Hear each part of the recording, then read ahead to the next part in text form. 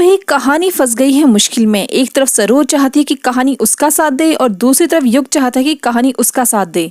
दरअसल युग कहानी को समझाता है कि घर का बंटवारा होना सही नहीं है, लोग तुम्हें ही दोषी ठहराएंगे, पर कहानी को सरोज से किया हुआ वादा याद आता है। कहानी युग से कहती है कि आपको हम और माँ भले ही गलत लग रहे हैं, पर बड़की दीदी का इस घर से चले जाना ही सही है। कहानी अपने जिद पर अड़ी रहती है तो युग इरावती के पास जाता है और इरावती से कहता है कि आपको ये घर छोड़कर जाने की जरूरत नहीं है, हम माँ से बात करेंगे। इरावती कहती है कि हमें घर छोड़ने को समधन जी ने नहीं, कल की आई हुई लड़की ने कहा है, उसने हमारे स्वाभिमान को चोट पहुंचाई है, अब हम इस घर में नहीं रुकेंगे। फिर युग रूपा से बंटवारे के पेपर्स लाने को कहता है। रौनक रूपा के पीछे जाता है, रूपा से कहता है कि तुम्हारा पति जो चाहता है उसमें टांग क्यों अड़ा रही हो। रूपा कहती है कि हमारे सामने आपका मुंह रुकता नहीं और दूसरों के आगे खुलता नहीं। दूसरी तरफ सरोज कहानी से कहती है कि अगर कल युग ने बड़की दीदी को जाने से रोक दिया तो हमारी बहुत बेइज्जती होगी, अगर वो लोग नहीं गए तो कल शाम तक हमारी जान जाएगी। हम चाहते हैं कि तुम और युग हमेशा खुश रहो, हम तुम दोनों का रिश्ता बचाना चाहते हैं। इसके बाद युग कहानी को कमरे में बुलाता और कहानी से कहता है कि ये बंटवारे के कागज लो और बड़की दीदी के सामने ले जाकर फाड़ के फेंक दो।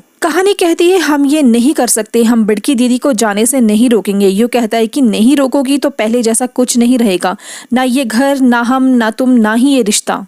कहानी कहती है कि हम आपसे बहुत प्यार करते हैं और आपको किसी भी खतरे से बचाने के लिए किसी से भी लड़ सकते हैं। फिर युग कहता है कि प्यार तो हम भी तुमसे करते हैं, पर अब डर लग रहा है कि हमारा प्यार कहीं तुम्हारी जिद के आगे बलि न चढ़ जाए। दूसरी तरफ गुंजन और रूपा युग से कहते हैं कि वो कहानी को समझाएं कि कहानी बड़की दीदी को जाने से रुके। तभी रौनक और दादी भी आते हैं। रौनक कहता है कि बड़की दीदी ने काफी अत्याचार किए थे कहानी पर अभी गेम ही पलट चुका है, अम्मा कहानी के फेवर में है और पूरी सखी बने घूम रही है।